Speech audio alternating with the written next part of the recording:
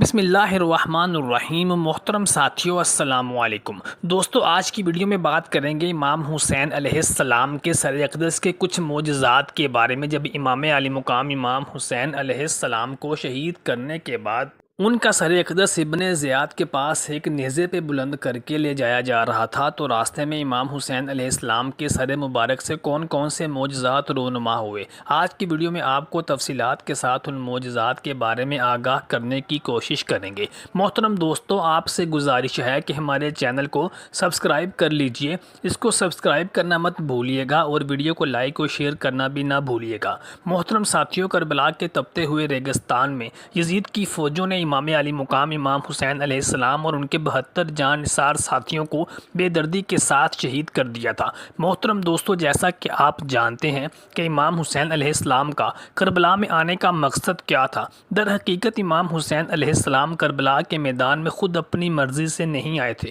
بلکہ ان کو جان بوجھ کر کربلا کے تپتے ہوئے ریگستان میں پڑاؤ ڈالنے پر مجبور کیا گیا تھا، جبکہ ان سے چند کوس فاصلے پر ہی دریائے فرات تھا، جو کہ ٹھاٹھے مارتا ہوا بہہ رہا تھا، جس کا پانی تمام جانوروں حیوانوں کے لیے تو کھلا تھا۔ یزیدی بدبخت فوجی تو اس میں سے اپنی ضروریات کے مطابق پانی لے رہے تھے، لیکن اس پانی کی بندش اگر تھی تو صرف آب کوثر اور حوض کوثر کے مالک امام الانبیاء صلی اللہ علیہ وآلہ وسلم کی آل اولاد کے لیے۔ ان کو پانی کی ایک ایک بوند کے لیے ترسایا گیا تھا۔ روایات میں آتا ہے کہ صحابی رسول حضرت سعد ابن ابی وقاص رضی اللہ تعالیٰ عنہ کا بیٹا عمر بن سعد، جو کہ زمانے کے فتنوں میں بہک گیا تھا، اس نے یزیدیوں کے ساتھ مل کر امام علی مقام امام حسین علیہ السلام اور ان کے خاندان کو ظلم و زیادتی کا نشانہ بنایا۔ وہ یزید کی اس فوج کا سپہ سالار تھا اور یزید کے حکم پر ہی اس نے امام حسین اور ان کے خاندان پر دریائے فرات کا پانی بند کیا تھا اور اپنی فوجوں کو دریائے فرات کے کنارے بٹھا دیا تھا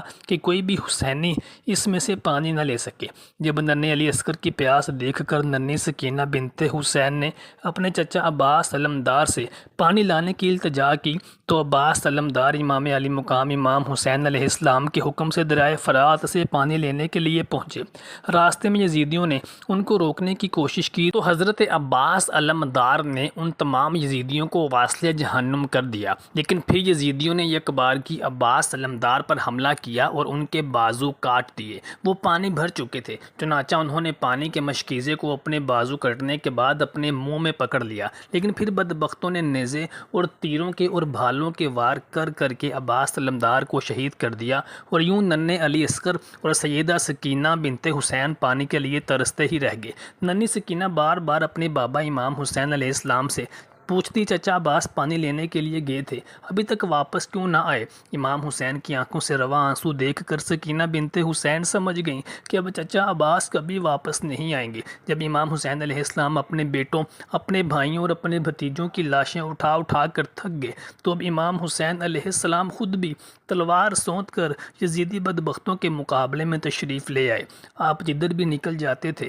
یزیدی فوجوں کے جتھوں کو واصل جہنم کر دیتے تھے۔ پھر بدبختوں نے یک بار کی حملہ کر کے امام حسین علیہ السلام کو بھی شہید کر دیا۔ جب امام علی مقام امام حسین علیہ السلام بھی جام شہادت نوش فرما چکے تو شمر نے خولی بن یزید کو حکم دیا کہ امام حسین کا سر اقدس ان کے تن سے جدا کر کے نیزے پہ لہرا کر ابن زیاد کے پاس لے جایا جائے تاکہ ابن زیاد انعام و اکرام سے نوازے۔ بعض روایات کے مطابق خولی بن یزید نے ہی امام حسین کا سر اقدس ان کے تن سے جدا کیا تھا، اور بعض مورخین کہتے ہیں کہ خولی بن یزید کے ہاتھ کانپنے لگے اور وہ امام حسین علیہ السلام کا سر اقدس نہ اتار سکا، تو پھر شمر ملعون نے خود آگے بڑھ کر امام حسین علیہ السلام کا سر اقدس ان کے مبارک تن سے جدا کیا اور پھر نیزے پر لہرا کر خولی بن یزید کے حوالے کر دیا اور اس کو کہا کہ یہ ابن زیاد کے پاس لے جاؤ۔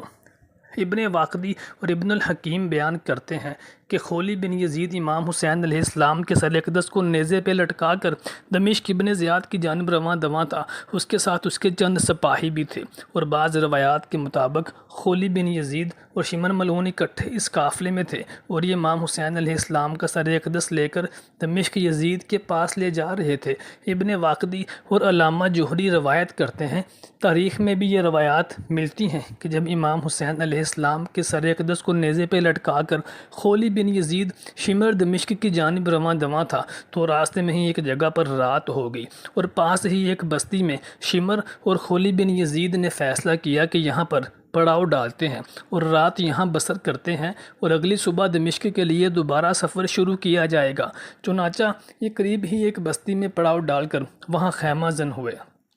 تو ان کے خیموں کے پاس ہی ایک بوڑھے یہودی راہب کا گھر تھا۔ اس نے امام علی مقام امام حسین علیہ السلام کے سر اقدس کو نیزے پہ بلند دیکھا تو امام علی مقام امام حسین علیہ السلام کے سر اقدس میں اس کو عجیب سی کشش اور نورانیت محسوس ہوئی۔ وہ شمر ملعون کے پاس آیا اور آ کر کہنے لگا کہ یہ نیزے پر سر کس ہستی کا ہے؟ تو شمر بدبخت کہنے لگا یہ خلیفہ وقت یزید بن معاویہ کے خلاف بغاوت کرنے والے ایک گروہ کے سرغنا کا سر ہے، اور ہم یہ سر یزید کے پاس دمشق لے کر جا رہے ہیں۔ تو وہ بوڑھا یہودی راہب کہنے لگا کہ کیا ایسا ممکن ہے کہ آج کی رات یعنی صرف ایک رات کے لیے یہ سر اقدس تم مجھے دے دو؟ شمر بدبخت نے کہا نہیں، یزید کا بہت سخت حکم ہے کہ یہ سر سیدھا میرے پاس دمشق میرے دربار میں لے کر آیا جائے۔ وہ بوڑھا یہودی راہب کہنے لگا اگر میں تمہیں 60,000 درہم دوں تو کیا تم پھر بھی مجھے ایک رات کے لیے یہ سر نہیں دو گے؟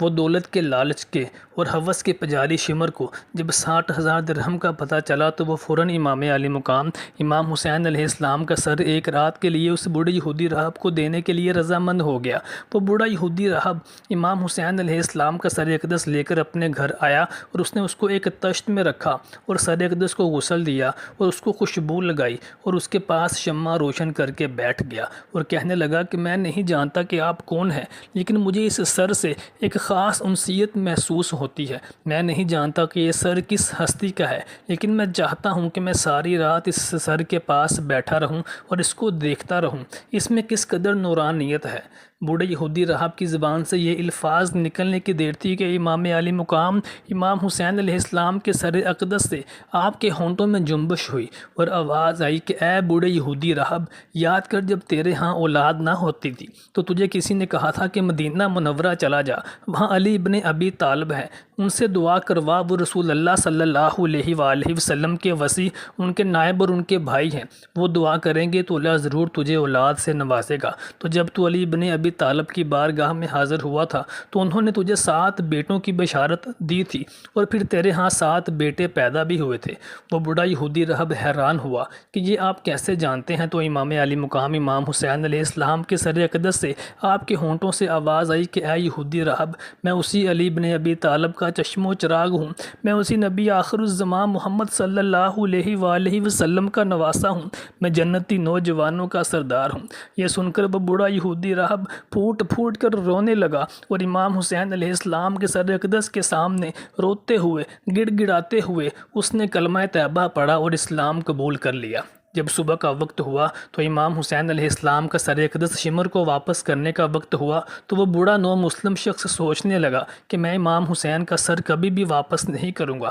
چنانچہ اس نے اپنے ان 7 بیٹوں میں سے ایک بیٹے کا سر قلم کیا اور تشت میں رکھ کر شمر کے سامنے پیش کر دیا۔ شمر نے جب اس سر کو دیکھا تو کہنے لگا کہ یہ تو حسین کا سر نہیں ہے۔ اس بوڑھے نو مسلم شخص نے کہا کہ فوراً مجھے حسین کا سر، اس نے کہا مجھے واپس کرو ورنہ میں تمہارا سر قلم کر دوں گا۔ روایات میں آتا ہے کہ وہ بوڑھا نو مسلم شخص گھر آیا، اس نے اپنے دوسرے بیٹے کا سر بھی اس کے تن سے جدا کیا اور شمر کے سامنے پیش کیا تو شمر نے پھر پہچان لیا۔ ایسے ہی اس بوڑھے نو مسلم شخص نے 7 کے 7 بیٹوں کے سر قلم کر کے باری باری شمر کے سامنے پیش کیے، مگر ہر بار شمر بدبخت نے ان سروں کو پہچان لیا۔ پھر آخری کار بوڑھے یہودی راہب کو امام حسین علیہ السلام کا سر اقدس شمر کو واپس کرنا پڑا، لیکن جب وہ امام حسین کا سر شمر کو واپس کرنے کے لیے جا رہا تھا تو اپنے بیٹوں کے سر کٹے لاشیں دیکھ کر وہ رونے لگا۔ تو امام حسین علیہ السلام کے سر اقدس سے آواز بلند ہوئی، اے شخص رو مت، اپنے بیٹوں کے سروں کو ان کے دھڑوں کے ساتھ رکھ دے